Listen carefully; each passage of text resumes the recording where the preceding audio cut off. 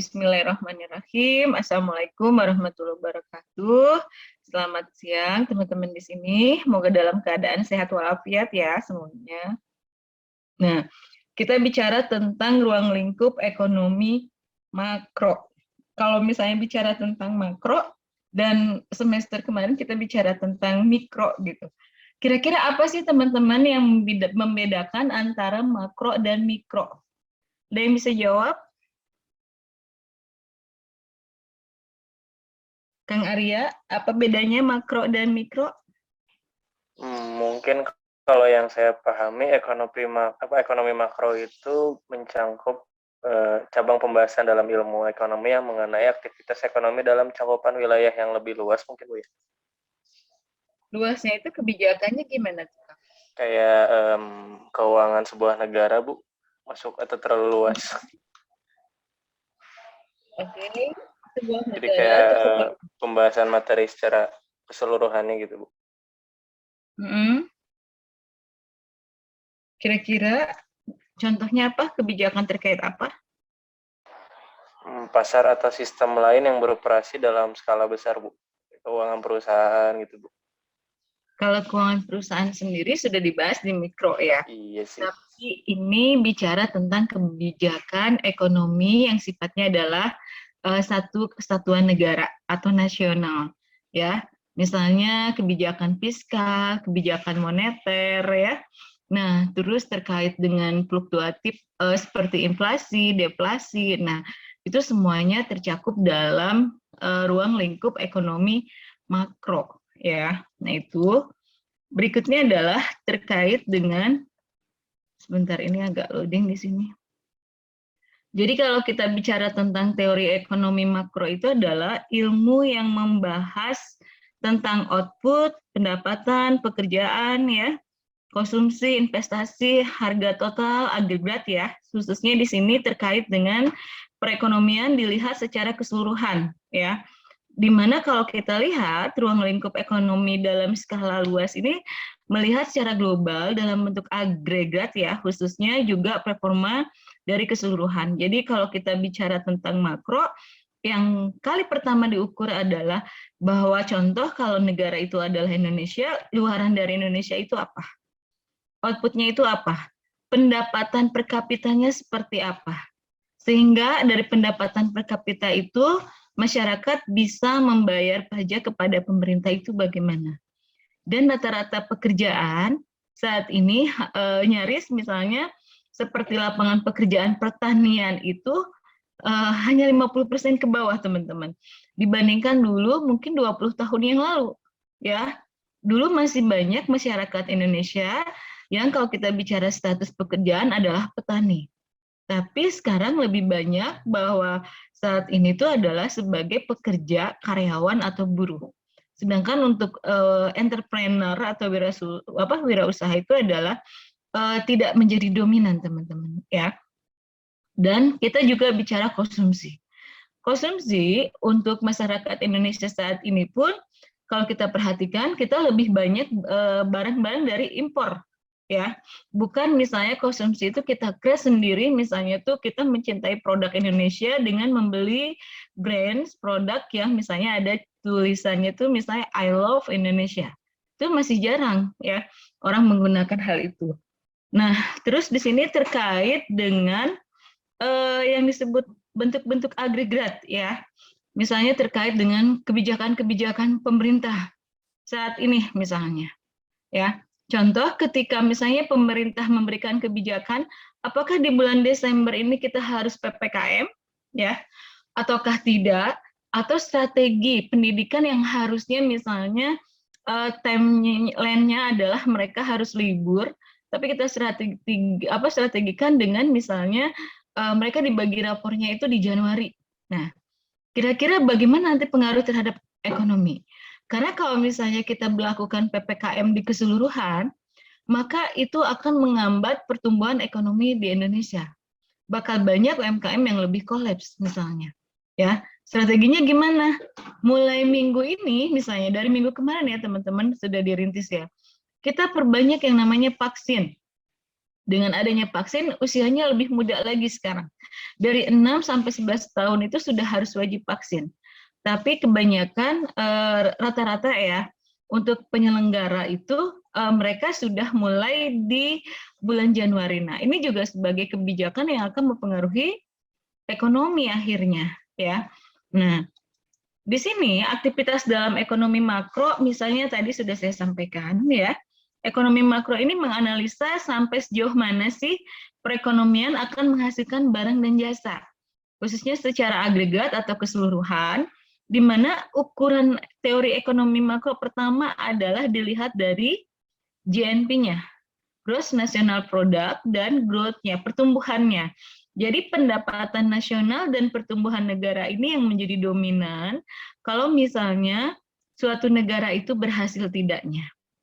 Dan yang kedua adalah tingkat dari tenaga kerjanya. Sekarang tingkat pengangguran di Jawa Barat itu bisa dibilang 1/5 dari suatu negara, khususnya di Indonesia ya. 1/5-nya itu adalah pengangguran terbesar itu ada di Jawa Barat, teman-teman. Anda bisa bayangkan gitu. Ketika pengangguran itu terbesar, yang jadi kesalahannya itu dari mana? Ternyata setelah ditelusuri misalnya, kebanyakan itu lapangan pekerjaan banyak, tapi misalnya si employment-nya sendiri tidak mau misalnya dilakukannya adalah dengan cara di daerah atau di pelosok. Maka mereka akan termasuk ke dalam pengangguran yang cukup besar ya. Nah itu. Atau misalnya gini, saat ini tuh yang dibutuhkan banyak adalah bidang IT. Tapi bidang IT ini tidak mumpuni untuk kebutuhan pangsa pasar global. Nah ini juga jadi pengaruh kan. Akhirnya tidak bisa diterima kerja karena skill kompetensi dari seorang IT-nya tidak mumpuni. Atau kita bicara tentang price stability, di mana kestabilan harga negara ini tidak banyak inflasi maupun deflasi yang cukup rentan ya, khususnya dari segi kontrolnya. Nah, kalau kita perhatikan di sini, karena apa? Semakin banyak negara itu mengalami inflasi atau deflasi, maka akan berdampak terhadap kestabilan ekonomi suatu negara, berdampak terhadap hutang negara. Nah itu misalnya. Berikut juga terkait dengan exchange rate stability-nya. Pertukaran uang dengan mata uang, apakah itu stabil? Indonesia saat ini rate-nya ya misalnya suku bunganya itu ke currency-nya itu pertukaran uang itu adalah masih di atas 10.000 ke atas. Ya, rata-rata itu di rate-nya itu di 14 sampai 15 misalnya. Ini juga berpengaruh teman-teman ya terhadap suatu negara. Nah, berikutnya terkait dengan pengeluaran agregat, ini kita bisa melihat dari kegiatan perekonomian suatu negara. Contoh pengeluaran rumah tangga, konsumsi rumah tangga. Contoh misalnya, ada wacana presiden kita itu mengganti ya para ASN misalnya atau tenaga sipil ya apa namanya itu pegawai ada di pemerintah itu dengan menggunakan robot, dengan memanfaatkan IoT ya. Apakah itu lebih hemat misalnya ya? Saat pertama mungkin pada saat pembelian robot itu investasinya luar biasa. Tapi ternyata setelah dihitung itu akan lebih menghemat. Maka ini juga kan akan mempengaruhi belanja rumah tangga dari suatu negara. Terkait dengan pengeluaran pemerintah juga. Ya. Ini juga saat ini misalnya. Ternyata di Indonesia sendiri bencana itu bukan hanya COVID-19. Wah ini gimana nih menghadapi Omikron? Wah ini gimana nih menghadapi bencana-bencana yang ada di daerah? Misalnya yang lalu, misalnya Gunung Semeru, misalnya. Ya, apakah dananya siap? Oh ternyata dananya belum siap. Dampaknya apa? Terhadap utang negara akan nambah lagi. Sekarang sudah ada di kisaran 600T, nanti bisa bertambah lagi misalnya. Nah, cara strateginya apa? Strateginya adalah dengan cara kita harus mengoptimalkan investasi yang dimiliki di Indonesia. Sebenarnya Indonesia itu kaya loh, kalau dilihat dari letak geografisnya, dengan asetnya, ya. Tapi saat ini mungkin belum optimal pemanfaatan sumber daya tersebut. Nah, ini juga akan mempengaruhi. dan harusnya sudah mulai memangkas atau meminimalisir ya pengeluaran dari perusahaan BUMN yang sangat merugikan negara. Ya, kalau misalnya perusahaan BUMN ini misalnya bisa tidak mengandalkan RAPBN misalnya karena sudah disupport ya oleh dana pihak ketiga, ya itu kenapa tidak misalnya? Ya, kita bicara tentang ekspor dan impor. Ini juga menjadi yang paling dominan dalam ekonomi makro. Kenapa? Karena di ekspor ya, ini adalah salah satu peluang pendapatan masyarakat Indonesia yang nanti berkontribusi terhadap negara. Ya, semakin banyak ekspor ya, itu semakin bagus. Artinya apa? Maka potensi produk Indonesia semakin diakui oleh dunia. Sedangkan semakin banyak impor, ini harus diragukan. Betul karena impornya, apakah negara di Indonesia tidak sanggup menghasilkan itu sampai harus impor? Ataukah karena ada kerjasama lain yang meminta mereka untuk masuk produknya ke Indonesia? Ini menjadi pertanyaan besar. Ya, jadi kita harus pahami betul permasalahannya ada di mana. Ya, dan itu semuanya dikupas tuntas dalam ekonomi makro. Untuk kondisi pengeluaran seperti ini, agar tidak terjadi lagi inflasi misalnya, ya, misalnya itu agar pemerataan dari tenaga kerja, nah ini seperti apa? Itu yang harus kita siasati oleh pemerintah, ya. Bukan berarti kita mengadakan rekrutmen terus pemerintah, sedangkan dana untuk membiayainya misalnya belum ready, ya. Tapi gimana caranya nih dioptimalin? Harusnya dibuat produktif masyarakatnya, ya, bukan dibuat untuk konsumtif. Karena dengan adanya impor, masyarakat itu menjadi konsumtif. Tapi kalau adanya ekspor, masyarakat dibuat produktif oleh negara. Dan itu yang harus disupport oleh negara. Nah, berikutnya adalah terkait dengan pertumbuhan ekonomi, ya, di mana di sini sebagai perkembangan kegiatan dalam perekonomian yang menyebabkan barang dan jasa yang diproduksi dalam masyarakat ini makin bertambah. Masalah pertumbuhan ekonomi ini dilihat dari jangka panjangnya ya teman-teman, di mana penyebab pertumbuhan ekonomi biasanya yang pertama itu adalah faktor produksi. Apakah mengalami peningkatan dalam jumlah kualitasnya? Semakin banyak peningkatan, semakin baik. Sebagai contoh misalnya, di sini apa kira-kira barang yang mengalami peningkatan dalam hal produksi? Misalnya Kang Kevin bisa memberikan contoh?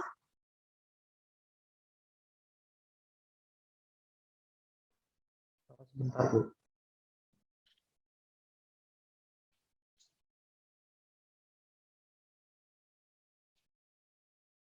Apa Kang contohnya?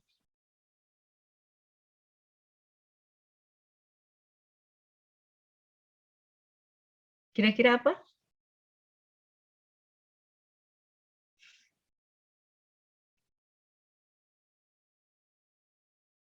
Contoh produksi vaksin, ya. Karena sekarang diminta semua masyarakat Indonesia harus vaksin ya, sampai 6 sampai 11 nanti usia balita mungkin ya tahun depan ya. Dari usia 0 sampai 5 tahun bisa jadi kan? Ya. Maka produksi vaksin ini akan terus-menerus, betul nggak teman-teman? Betul, Ibu. Betul, Bu. Nah, itu artinya apa? Produksi vaksin sendiri mungkin meningkat di sini. Apakah itu akan mempengaruhi pertumbuhan ekonomi? Semoga saja ya. Dengan orang banyak vaksin bisa bertahan hidupnya ya. Jadi artinya virus apapun makin kita tetap tetap aman gitu ya. Nah, terus kita bicara tentang investasi yang dilakukan dengan meningkatkan jumlah barang modalnya. Nah, investasi saat ini juga pemerintah banyak melakukan investasi ya. Tidak hanya di sektor real saja ya. Dan ini banyak gitu ya. Dan itu harus kita lakukan supaya apa? Karena sebetulnya pertumbuhan ekonomi itu tidak hanya dilihat dari sisi pendapatan, tapi investasinya itu dilihat ada di mana saja. Karena itu sebagai aset dalam suatu negara ataupun dari masyarakatnya pribadi ya. Nah, teknologi yang selalu berkembang ini penting teman-teman, khususnya di sekarang. Di zamannya revolusi industri 4.0 ini, kebanyakan perusahaan sudah mulai menerapkan yang namanya IoT. Kebanyakan perusahaan sudah mengembangkan bagaimana teknologinya, baik di e-commerce-nya maupun digitalisasi dalam pengolahan tata kelola perusahaannya. Ya, nah tenaga kerja juga bertambah karena bertambahnya penduduk. Nah, ya, serta pengalaman kerja pun ini akan memberikan pendidikan meningkatkan kualitasnya. Ini penting ya teman-teman. Nah, untuk pendapatan nasional ya, ini adalah tingkat pendapatan yang dicapai apabila tenaga kerja sepenuhnya digunakan, di mana kekurangan pengeluaran agregat menyebabkan sebagian tenaga kerja menganggur, khususnya di perekonomian ya, tidak akan mewujudkan pendapatan nasional. Jadi yang namanya pendapatan nasional itu ketika masyarakat Indonesia sudah produktif, mereka semua bekerja, tidak ada pengangguran di masyarakat Indonesia. Berarti kalau seperti ini, tujuan dari pemerintah ya itu sudah tercapai ya. Nah, karena kemarin juga belum lama ini ya sempat beberapa daerah demo untuk menaikkan UMK ya. Nah, teman-teman, berapa UMK di Jawa Barat teman-teman isunya yang sudah UMK di Jawa Barat, Bu. Berapa, Kang? Sebentar, Bu. Sekarang UMK di Jawa Barat sekitar 3,7 juta, Ibu. Selisihnya berapa sama Jakarta? Lumayan ya, 1 jutaan. Okay. Iya, Bu. DKI kemarin tuh sempat nyentuh di angka 5, Bu, kalau nggak salah. 4 kan? 4,5. Iya, 4,5 ya, Bu. Betul. Jadi mendingan hidup di Jakarta atau di Jawa Barat, Kang? Kalau saya pribadi masih di Jawa Barat sih, Bu, karena memang di Jakarta juga walaupun UMK-nya tinggi, kebutuhannya juga tinggi, Bu. Siap. Jadi walau gimana pun orang Sunda mah senangnya mah diem ya di tempatnya, kayak mengelola potensi yang ada itu orang Sunda. Kenapa? Letak geografisnya sudah nyaman ya. Artinya apa? Kalau misalnya pengen ke kebun ya, pengen berkebun apa gitu ya, kita orang Sunda mah nggak harus masak ya kan, betul nggak? Sudah dibawa makan sama lalaban udah cukup. Kalau di Jakarta kan biaya kebutuhannya lumayan besar ya.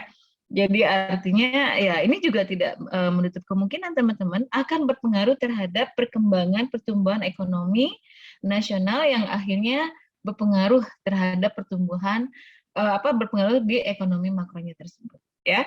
Nah, selain itu perbedaan antara pendapatan nasional potensial dengan yang sebenarnya itu dilihat dari gap ya antara produk nasional brutonya. Jadi artinya semakin banyak gap itu semakin pengaruhnya seperti apa itu nanti ya. Nah, jadi misalnya yang bagus itu kalau pendapatan nasional potensialnya ini misalnya itu sesuai dengan yang seharusnya. Jangan sampai banyak yang bekerja juga tapi pendapatannya itu tidak sesuai dengan apa yang dia kerjakan, dengan jenjang profesinya misalnya ya. Nah, itu beresiko juga ya. Nah, semakin besar jurang PNB ini, maka semakin besar pula tingkat pengangguran. Nah, ini yang sering terjadi ya.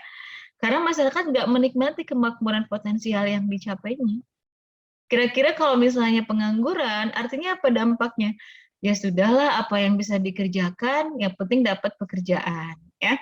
Akhirnya produktivitas ya bekerjanya kurang optimal ya. Nah, itu. Berikutnya adalah masalah inflasi. Inflasi ini adalah proses kenaikan harga yang berlaku dalam suatu perekonomian. Bisa inflasinya rendah ya, bisa moderat ya. Bagusnya sih suatu negara tidak mengalami ini, tapi tidak mungkin. Karena namanya suatu negara kita dipengaruhi oleh banyak faktor ya, terutama tingkat pengeluaran agregat yang melebihi kemampuan perusahaan menghasilkan barang dan jasa misalnya. Pekerjaan di berbagai daerah juga menuntut kenaikan upah nih seperti saat ini.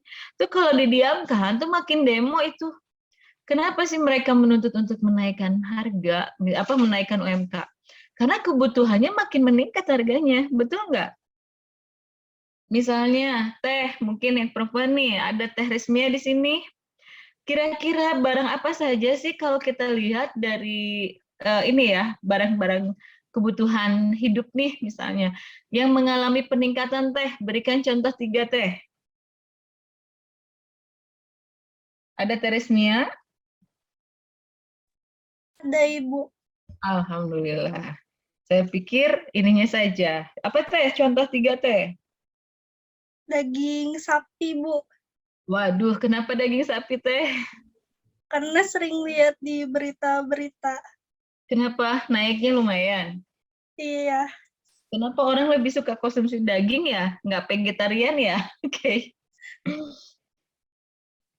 Karena enaknya mungkin ya. Oke, 1 daging sapi. Yang kedua apa teh? Cabe, Bu. Berapa tuh? Nggak tahu, Bu. 1 kilonya 100.000 teh. Cabai rawit. Lumayan tuh. Jadi kalau mau beli ini apa makan ya di warteg gitu ya, jangan minta sambalnya yang banyak ya. Kasihan itu tukang jualannya. Karena harganya lebih mahal dibandingkan harga daging tuh. Harga daging ayam di bawah itu ya.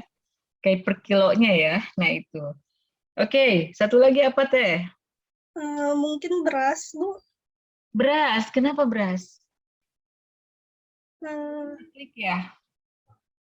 Banyak yang banjir ya. iya. Nah, ya. Apalagi kemarin tuh lahan-lahan persawahan di Gunung Semeru ya. Sempat kena itu apa? Lumpur ya. Sampai tebal itu kan otomatis merugikan masyarakat ya. Nah, itu contoh-contohnya ya terkait dengan peningkatan kenaikan harga yang akhirnya menuntut untuk menaikkan UMK di wilayahnya masing-masing ya. Nah, tidak lupa juga terkait dengan kenaikan harga barang impor, teman-teman. Cuman mungkin kalau untuk barang impor ini tidak ini ya tidak sesignifikan. Karena sebetulnya yang harus kita support adalah produk dalam negeri. Contohnya produk-produk UMKM ya yang harus kita mulai apa namanya kita bantu lagi.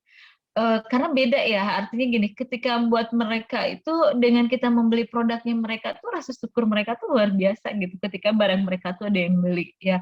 Kalau kan itu sama-sama ini ya, artinya mensupport ya bagaimana pertumbuhan untuk menaikkan ekonomi nasional misalnya. Ya. Dan penambahan penawaran uang lebih besar dibandingkan penawaran barang. Ini akan mempengaruhi juga. Contoh misalnya itu tadi, berapa sih harga kurs rupiah terhadap dolar ya? Semakin rupiah itu semakin nilainya melemah, andai $1 itu besarannya adalah 20.000 ya dalam rupiah. Anda bisa bayangkan semakin mata uang kita nggak ada nilainya di mata dunia, ya. Ini akan menjatuhkan pertumbuhan ekonomi nasional. Ataupun kekacauan politik. Nah, ini sudah mulai curi star kampanye ini ya, belum ada apa waktunya belum. Itu, Bu. Di sini ada contohnya, ada isunya Kang, mangga silahkan. Kondisi di lapangan. Siapa yang mau berkomentar di sini terhadap kekacauan politik ekonomi misalnya? Yang mengepakkan sayap kebinekaan, Bu. Terapakan di situ.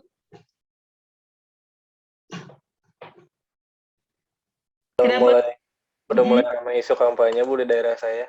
Oh, udah ramai kan? Luar biasa ya. Kampanyenya dalam bentuk apa kan? Kasih sembako gitu atau kasih apa gitu? Sejauh ini masih baliho-baliho, Bu, cuman udah mulai di mana-mana, Bu, jadi agak ganggu juga di jalan, Bu. Untung baliho ya. Tapi kan sebenarnya baliho itu apa sih kebermanfaatan setelahnya kurang ya, Kang ya? Karena kan paling kan nggak dipakai kan udahnya, betul nggak? Betul, Ibu. Tapi kan kalau misalnya kebermanfaat itu ngasih ke masyarakatnya dalam bentuk terlihat misalnya. Maksudnya kebutuhan masyarakat apa? Bangunin jalan kayak gitu ya, Nah, misalnya. itu keren, Ibu. Manfaat ya. Atau membuat penghijauan di daerahnya, betul nggak? Kan bermanfaatnya lama gitu ya. Sebetulnya lebih bagusnya seperti itu ya. Cuman mungkin kalau seperti itu tidak terlihat. Ini siapa sih? Kan figur orang yang bangunnya ya. Nah itu yang membangun jalannya ataupun yang tadi ya mungkin buat mereka dirasa bahwa itu adalah salah satu kampanye yang mudah diingat oleh mereka. Tapi biasanya kalau di daerah itu, biasanya tuh kalau daerah-daerah itu kan mereka tuh lebih akan melihat mana yang lebih ini ya kena di hati mereka gitu. Contoh misalnya ada pengobatan gratis gitu. Kira-kira kan itu lebih kena ya, Kang, misalnya kondisi saat Iya, ini. Ibu. Kadang-kadang bansos juga suka salah target, Bu. Oh Kasihan. gitu. Masih mungkin pendataan di awalnya ya, Kang, datanya ya. Iya, betul, Bu. Itu contoh misalnya kayak saya aja kadang data saya masih ada di daerah sebelumnya. Nah, akhirnya kena apa dapat itu atau mungkin orangnya udah meninggal ya, ternyata masih dapat ya. Nah, itu yang harus kita waspadai ya dan harus kita hati-hati juga. Oke. Nah, itu tadi terkait dengan faktor penyebab-penyebab inflasi. Nah, ketidakseimbangan neraca pembayaran. Ini milik negara ya, di mana kegiatan ekspor impor ini bagian penting ya dalam perekonomian negara, di mana terjadi aliran keluar masuk dari dana investasi. Impor yang berlebihan dapat mengurangi kegiatan ekonomi, ini juga kurang bagus ya. Karena justru yang makin yang disukseskannya adalah dari luar negeri, harusnya dalam negeri ini juga harus dioptimalkan. Walaupun di dalam negeri harganya mahal, harusnya kita bisa minimalisir ya. Jangan sampai di luar negeri lebih murah terus kita ambil dari luar, itu juga kurang produktif ya. Modal dari dalam negeri ini akan mengalir sesuai mengalir keluar. Di mana nilai mata uang misalnya menurun, ini juga akan berpengaruh. Neraca pembayaran ini adalah pembukuan yang menunjukkan aliran pembayaran yang dilakukan dari negara lain ke negara yang lain ya. Misalnya itu dalam satu periodenya misalnya setahun. Jadi kita akan melihat kita tahun ini banyak bayarnya tuh banyak bayar atau banyak utangnya misalnya ya. Semakin banyak bayarnya berarti bagus keseimbangan neraca pembayaran kita. Tapi kalau nambah utangnya yang ini tertutup, yang ini malah makin besar. Nah, ini yang bahaya buat negara. Bisa-bisa dijajah lagi ya. Nah, itu. Pembayarannya dilakukan yaitu dengan permintaan dari ekspor ya dan membayar untuk impor barangnya. Bisa juga dengan aliran masuk penanaman modal asing ya dan pembayaran penanaman modal keluar ya. Aliran keluar dan masuk modal jangka pendek di mana di sini seperti mendepositokan uang yang ada di luar negeri. Nah, untuk jenis pembayaran ada neraca perdagangan dan neraca keseluruhan ya. Nah, ini tergantung. Jadi si pemerintah ini dua-duanya digunakan tergantung misalnya tadi bentuk untuk pembayaran yang mana ya. Nah, terkait dengan kebijakan ekonomi makroekonomi, tujuan kali pertama kenapa harus kita bicara makroekonomi adalah untuk dapat menstabilkan kegiatan ekonomi. Karena semakin stabil, semakin sehat perekonomian negaranya, maka semakin tumbuh ya perekonomian nasionalnya dan kita semakin bisa merasakan ketentraman dalam suatu negara dan mencapai tingkat penggunaan tenaga kerja penuh ya tanpa adanya inflasi di sini dan menghindari masalah inflasi serta menciptakan pertumbuhan ekonomi yang kokoh serta mewujudkan kekokohan neraca ya dan tadi menjaga kestabilan kurs valuta asing. Jadi tujuan dari makro ini 5 poin teman-teman ya. Pada saat menstabilkan kegiatan ekonomi, yang harus kita lihat adalah tingkat pengguna tenaga kerja tinggi. Bukan semakin tahun, semakin nggak ada yang menggunakan tenaga kerjanya, berarti ada masalah apa. Tapi alhamdulillah ya, kalau saya perhatikan tuh lulusan dari kampus kita gitu ya, kalau Ibu perhatikan tuh, mereka tuh waktu menganggurnya tidak terlalu lama ya teman-teman tuh. Paling lama tuh mereka maksimal 6 bulanan lah mereka tuh bisa bekerja dari pada saat mereka lulus ya. Artinya apa? Berarti pada saat teman-teman menempa pendidikan ya di prodinya tersebut, artinya memang belajar serius, belajar pengalaman dari sana, belajar ilmunya, dan paham pada saat prakteknya. Dan tingkat harga tidak menunjukkan perubahan yang berarti, ya, serta terdapat keseimbangan antara barang ekspor dan impor. Ini bentuk kebijakan dalam ekonomi makro itu ada kebijakan moneter, teman-teman, ya. Langkah-langkah yang diambil khususnya dalam penawaran uang dan perekonomian ya, tingkat suku bunga dengan maksud untuk mempengaruhi pengeluaran agregatnya dan kebijakan fiskal ya, di mana meliputi langkah-langkah pemerintahan membuat perubahan dalam bidang perpajakan dan pengeluaran pemerintahan dengan maksud untuk mempengaruhi pengeluaran agregat dalam perekonomian serta kebijakan segi penawaran yang berfungsi untuk mempertinggi efisiensi ya, khususnya perusahaan-perusahaan sehingga dapat menawarkan barang yang lebih murah dengan mutu yang lebih baik ya. Nah, untuk kebijakan segi penawaran di sini ada meningkatkan tenaga kerja ya, khususnya untuk mereka yang bekerja, meningkatkan usaha para pengusahanya seperti apa dalam mempertinggi efisiensi ya, khususnya dalam kegiatan produksi, mengembangkan infrastruktur, mengembangkan kegiatan usaha sektor swasta, serta sehingga pajak pendapatan rumah tangga ini dikurangi dan pemerintah memberikan insentif ya khususnya kepada perusahaan yang melakukan inovasi maupun menggunakan teknologinya ya. Nah, untuk pasar makro di sini ada pasar barang teman-teman. Dulu pasar barang ini sifatnya dulu kita cara pembayarannya melakukan barter ya. Artinya misalnya dari seseorang misalnya untuk beli barang seseorang kita tinggal tukar barang tersebut ya dengan jumlah kualitas dan kuantitas tertentu ya, kalau dulu seperti itu. Di sini pasar barang ini untuk menunjukkan permintaan masyarakat terhadap barang dan jasa, khususnya barang dan jasa yang diproduksi. Sedangkan kalau pasar uang ini untuk menunjukkan permintaan masyarakat terhadap uang dengan jumlah yang beredar.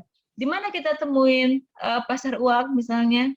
Kalau teman-teman mau menukarkan uang, biasanya teman-teman harus pergi kemana? Ada Depa di sini? Ada, Bu. Alhamdulillah.